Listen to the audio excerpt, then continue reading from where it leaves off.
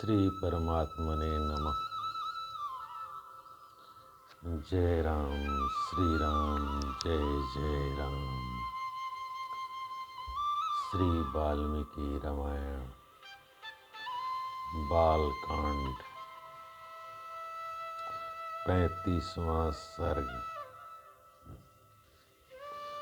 सोनभद्र पार करके विश्वामित्र आदि का गंगा जी के तट पर पहुंचकर वहां रात्रिवास करना तथा श्री राम के पूछने पर विश्वामित्र जी का उन्हें गंगा जी की उत्पत्ति की कथा सुनाना। जय राम, श्री राम, जय जय राम। महर्षियों सहित विश्वामित्र ने रात्रि के शेष भाग में सोनभद्र के तट पर शयन किया। जब रात बीती और प्रभात हुआ तब वे श्री रामचंद्र जी से बोले, हे श्री राम, रात बीत गई, सवेरा हो गया, तुम्हारा कल्याण हो, उठो और चलने की तैयारी करो। मुनि की बात सुनकर पूर्वाह्न काल का नित्य नियम पूर्ण करके श्री राम चलने को तैयार हो गए और बोले, हे ब्रह्मन, शुभ जल से परिपूर्ण तथा अपने तटों से सुशोभित होने वाला यह सोनभद्र तो अथाह जान पड़ता है। हम लोग किस मार्ग से चलकर इसे पार करें? श्री राम के ऐसा कहने पर विश्वामित्र बोले, जिस मार्ग से महर्षिगण सोनभद्र को पार करते हैं उसका मैंने पहले ही निश्चय कर रखा है। वह मार्ग यह है। बुद्धिमान विश्वामित्र के ऐसा कहने पर वे महर्षि नाना प्रकार के वनों की शोभा देखते हुए वहां से प्रस्थित हुए। बहुत दूर का मार्ग तय कर लेने पर दोपहर होते होते उन सब लोगों ने मुनिजन सेवित सरिताओं में श्रेष्ठ गंगा जी के तट पर पहुंचकर उनका दर्शन किया। हंसों तथा सारसों से सेवित पुण्य सलीला भागीरथी का दर्शन करके श्री रामचंद्र जी के साथ समस्त मुनि बहुत प्रसन्न हुए। उस समय सबने गंगा जी के तट पर डेरा डाला, फिर विधिवत स्नान करके देवताओं और पितरों का तर्पण किया। उसके बाद अग्निहोत्र करके अमृत के समान मीठे हविष्य का भोजन किया। तदंतर वे सभी कल्याणकारी महर्षि प्रसन्नचित्त हो महात्मा विश्वामित्र को चारों ओर से घेर कर गंगा जी के तट पर बैठ गए। जब वे सब मुनि स्थिर भाव से विराजमान हो गए और श्री राम तथा लक्ष्मण भी यथा योग्य स्थान पर बैठ गए, तब श्री राम ने प्रसन्नचित्त होकर विश्वामित्र जी से पूछा, भगवन, मैं यह सुनना चाहता हूँ कि 3 मार्गों से प्रवाहित होने वाली नदी ये गंगा जी किस प्रकार तीनों लोकों में घूमकर नदों और नदियों के स्वामी समुद्र में जा मिली हैं। श्री राम के इस प्रश्न द्वारा प्रेरित हो महामुनि विश्वामित्र ने गंगा जी की उत्पत्ति और वृद्धि की कथा कहना आरंभ किया। हे श्री राम, हिमवान नामक एक पर्वत है जो समस्त पर्वतों का राजा तथा सब प्रकार के धातुओं का बहुत बड़ा खजाना है। हिमवान की 2 कन्याएं हैं जिनके सुंदर रूप की इस भूतल पर कहीं तुलना नहीं है। मेरु पर्वत की मनोहारिणी पुत्री मेना हिमवान की प्यारी पत्नी है। सुंदर कटी प्रदेश वाली मेना ही उन दोनों कन्याओं की जननी है। हे रघुनंदन, मेना के गर्भ से जो पहली कन्या उत्पन्न हुई वही ये गंगा जी हैं। ये हिमवान की ज्येष्ठ पुत्री हैं। हिमवान की ही दूसरी कन्या जो मेनका के गर्भ से उत्पन्न हुई उमा नाम से प्रसिद्ध है। हिमवान की ही दूसरी कन्या जो मेना के गर्भ से उत्पन्न हुई उमा नाम से प्रसिद्ध है। कुछ काल के पश्चात सब देवताओं ने देव कार्य की सिद्धि के लिए ज्येष्ठ कन्या गंगा जी को, जो आगे चलकर स्वर्ग से त्रिपथगा नदी के रूप में अवतीर्ण हुई, गिरिराज हिमालय से मांगा। हिमवान ने त्रिभुवन का हित करने की इच्छा से स्वच्छंद पथ पर विचरने वाली अपनी लोक पावनी पुत्री गंगा को धर्म पूर्वक उन्हें दे दिया। तीनों लोकों के हित की इच्छा वाले देवता त्रिभुवन की भलाई के लिए ही गंगा जी को लेकर मन ही मन कृतार्थ होने का अनुभव करते हुए चले गए। हे रघुनंदन, गिरिराज की जो दूसरी कन्या उमा थीं, वे उत्तम एवं कठोर व्रत का पालन करती हुई घोर तपस्या में लग गईं। उन्होंने तपोमय धन का संचय किया। गिरिराज उग्र तपस्या में संलग्न हुई अपनी वह विश्व वंदिता पुत्री उमा अनुपम प्रभावशाली भगवान रुद्र को ब्याह दी। हे रघुनंदन, इस प्रकार सरिताओं में श्रेष्ठ गंगा तथा भगवती उमा, ये दोनों गिरिराज हिमालय की कन्याएं हैं। सारा संसार इनके चरणों में मस्तक झुकाता है। गतिशीलों में श्रेष्ठ तात श्री राम गंगा जी की उत्पत्ति के विषय में ये सारी बातें मैंने तुम्हें बता दी। ये त्रिपथगामिनी कैसे हुई यह भी सुन लो।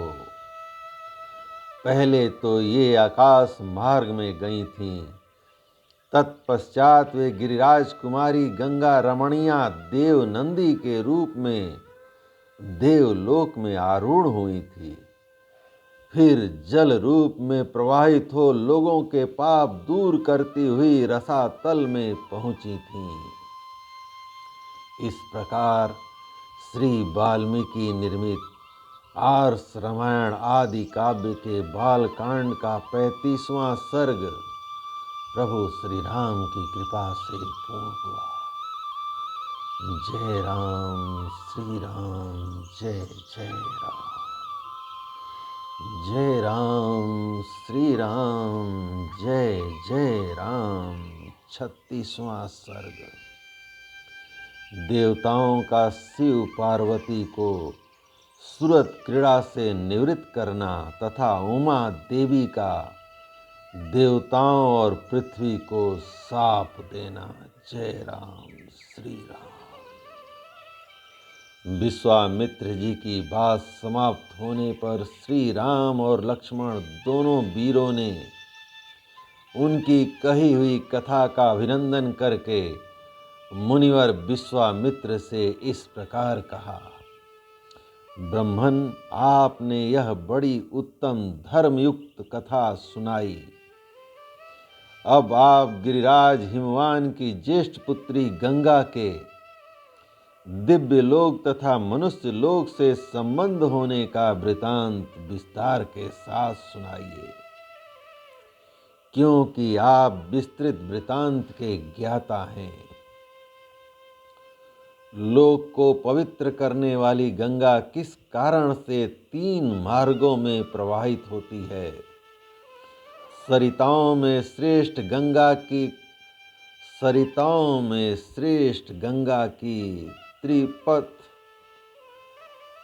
त्रिपथगा नाम से प्रसिद्धि क्यों हुई? धर्मज्ञ महर्षि तीनों लोकों में वे अपनी 3 धाराओं के द्वारा कौन कौन से कार्य करती हैं? श्री रामचंद्र जी के इस प्रकार पूछने पर तपोधन विश्वामित्र ने मुनि मंडली के बीच गंगा जी से संबंध रखने वाली सारी बातें पूर्ण रूप से कह सुनाई। श्री राम पूर्व काल में महातपस्वी भगवान नीलकंठ ने उमा देवी के साथ विवाह करके उनको नववधू के रूप में अपने निकट आई देख उनके साथ रति क्रीड़ा आरंभ की। परम बुद्धिमान महान देवता भगवान नीलकंठ के उमा देवी के साथ क्रीड़ा विहार करते 100 दिव्य वर्ष बीत गए। शत्रुओं को संताप देने वाले हे श्री राम, इतने वर्षों तक विहार के बाद भी महादेव जी के उमा देवी के गर्भ से कोई पुत्र नहीं हुआ। यह देख ब्रह्मा आदि सभी देवता उन्हें रोकने का उद्योग करने लगे। उन्होंने सोचा, इतने दीर्घ काल के पश्चात यदि रुद्र के तेज से उमा देवी के गर्भ से कोई महान प्राणी प्रकट हो भी जाए तो कौन उसके तेज को सहन करेगा? यह विचार कर सब देवता भगवान शिव के पास जा उन्हें प्रणाम करके यूं बोले, इस लोक के हित में तत्पर रहने वाले देवम देव महादेव, देवता आपके चरणों में मस्तक झुकाते हैं। इससे प्रसन्न होकर आप इन देवताओं पर कृपा करें। हे सुरश्रेष्ठ, ये लोक आपके तेज को नहीं धारण कर सकेगा, अतः आप क्रीड़ा से निवृत्त हो वेद बोधित तपस्या से युक्त होकर उमा देवी के साथ तप कीजिए। तीनों लोकों के हित की कामना से अपने तेज वीर्य को तेजस स्वरूप अपने आप में ही धारण कीजिए। इन सब लोकों की रक्षा कीजिए, लोकों का विनाश न कर डालिए। देवताओं की यह बात सुनकर सर्वलोक महेश्वर शिव ने बहुत अच्छा कहकर उनका अनुरोध स्वीकार कर लिया। फिर उनसे इस प्रकार कहा, देवताओं, उमा सहित मैं अर्थात हम दोनों अपने तेज से ही तेज को धारण कर लेंगे। पृथ्वी आदि सभी लोकों के निवासी शांति लाभ करें, किंतु सुर श्रेष्ठ गण, यदि मेरा यह सर्वोत्तम तेज वीर्य क्षुब्ध होकर अपने स्थान से स्खलित हो जाए तो उसे कौन धारण करेगा, यह मुझे बताओ। उनके ऐसा कहने पर देवताओं ने वृषभ ध्वज भगवान शिव से कहा, भगवन, आज आपका जो तेज क्षुब्ध होकर गिरेगा उसे यह पृथ्वी देवी धारण करेंगी। देवताओं का यह कथन सुनकर महाबली देवेश्वर शिव ने अपना तेज छोड़ा। जिससे पर्वत और वनों सहित यह सारी पृथ्वी व्याप्त हो गई। तब देवताओं ने अग्निदेव से कहा, अग्नि, तुम वायु के सहयोग से भगवान शिव के इस महान तेज को अपने भीतर रख लो। अग्नि से व्याप्त होने पर वह तेज श्वेत पर्वत के रूप में परिणित हो गया। साथ ही वहां दिव्य सरकंडों का वन भी प्रकट हुआ, जो अग्नि और सूर्य के समान तेजस्वी प्रतीत होता था। उसी वन में अग्नि जनित महातेजस्वी कार्तिकेय का प्रादुर्भाव हुआ। तदंतर ऋषियों सहित देवताओं ने अत्यंत प्रसन्नचित्त होकर देवी उमा और भगवान शिव का बड़े भक्ति भाव से पूजन किया। हे श्री राम, इसके बाद गिरिराज नंदिनी उमा के नेत्र क्रोध से लाल हो गए। उन्होंने समस्त देवताओं को रोष पूर्वक शाप दे दिया। वे बोलीं, देवताओं, मैंने पुत्र प्राप्ति की इच्छा से पति के साथ समागम किया था, परंतु तुमने मुझे रोक दिया। अतः अब तुम लोग भी अपनी पत्नियों से संतान उत्पन्न करने योग्य नहीं रह जाओगे। आज से तुम्हारी पत्नियां संतान उत्पादन नहीं कर पाएंगी, वे संतानहीन हो जाएंगी। सब देवताओं से ऐसा कहकर उमा देवी ने पृथ्वी को भी शाप दिया, भूमे तेरा एक रूप नहीं रह जाएगा, तू बहुतों की भार्या होगी। खोटी बुद्धि वाली पृथ्वी, तू चाहती थी कि मेरे पुत्र न हो, अतः मेरे क्रोध से कलुषित होकर तू भी पुत्र जनित सुख या प्रसन्नता का अनुभव न कर सकेगी। उन सब देवताओं को उमा देवी के शाप से पीड़ित देख देवेश्वर भगवान शिव ने उस समय पश्चिम दिशा की ओर प्रस्थान कर दिया। वहां से जाकर हिमालय पर्वत के उत्तर भाग में उसी के एक शिखर पर उमा देवी के साथ भगवान माहेश्वर तप करने लगे। लक्ष्मण सहित श्री राम, यह मैंने तुम्हें गिरिराज हिमवान की छोटी पुत्री उमा देवी का विस्तृत वृतांत बताया है। अब मुझसे गंगा के प्रादुर्भाव की कथा सुनो। इस प्रकार श्री वाल्मीकि निर्मित आर्ष रामायण आदि काव्य के बालकांड का 36वां सर्ग प्रभु श्री राम की कृपा से पूर्ण हुआ। जय राम, श्री राम, जय जय राम। जय